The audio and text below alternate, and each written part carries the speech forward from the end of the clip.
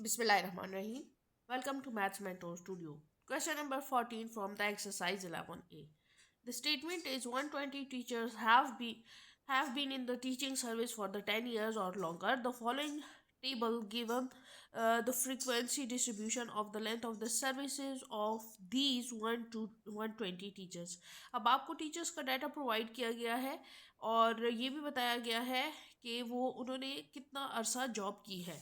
ठीक है, जो एक्स एक्सिस की वैल्यू है वो हमारे पास क्लासेस है और नंबर ऑफ टीचर्स जो है वो हमारे पास फ्रीक्वेंसी गिवन की है जो कि हमारे पास वाई एक्सिस बनेगी.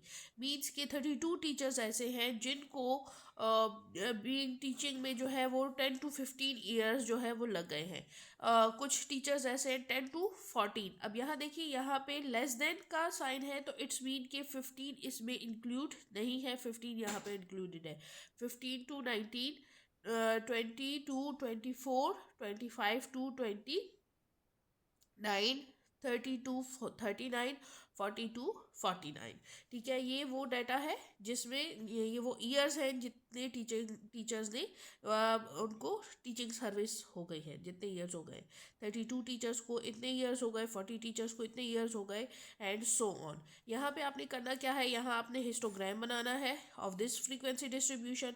क्लासेस गिवन हो, फ्रीक्वेंसी गिवन हो तो आप एक्स एक्सिस पे क्लासेस ले लेते हैं, वाई एक्सिस पे आप फ्रीक्वेंसी ले लेते हैं. हाईएस्ट वैल्यू यहाँ पे आपके पास 40 है तो आप 10-10 के गैप से फ्रीक्वेंसी टेबल पे वाई एक्सिस को ले सकते हैं.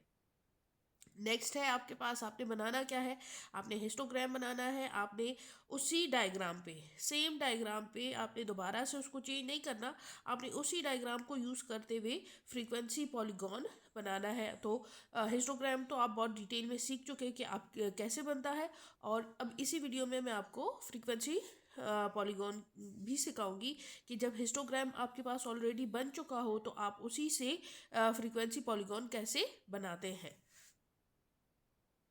हिस्टोग्राम आपको क्लियर था कि किस तरह से बनता है, तो आपने उसी डाटा का सबसे पहले हिस्टोग्राम बना लें और फिर मैं आपको बताती हूँ कि पॉलीगॉन कैसे बनता है, फ्रीक्वेंसी पॉलीगॉन जो आप हिस्टोग्राम बना चुके हैं हर एक क्लास का. ठीक है, तो रैंडमली आप अगर चाहें एग्जैक्ट लेना चाहते हैं तो भी ठीक है. जितना आपने 1 सेंटीमीटर का गैप लिया है तो बिल्कुल 1/2 सेंटीमीटर में आप यहाँ पे एक डॉट लगा दें. हर एक क्लास आपकी जहाँ पे एंड हो रही है उसके बिल्कुल मिड पॉइंट पे आप एक एक डॉट लगाते जाएं. ठीक है, इन सब क्लासेस के मिड पॉइंट पे आप एक डॉट लगा लें. जहाँ पे आपको लगता है कि एग्जैक्ट मिड पॉइंट है वहाँ पे आप उसका डॉट लगा दें. देन फिर इन सारे डॉट्स को आप ज्वाइन कर दें तो ये जो इस तरह का एक लाइन ग्राफ जो बन जाएगा ये आपके पास फ्रीक्वेंसी पॉलीगॉन होगा. ठीक है, इस तरह से ये आपका फ्रीक्वेंसी पॉलीगॉन बन जाएगा. होप आपको क्लियर हो गया होगा.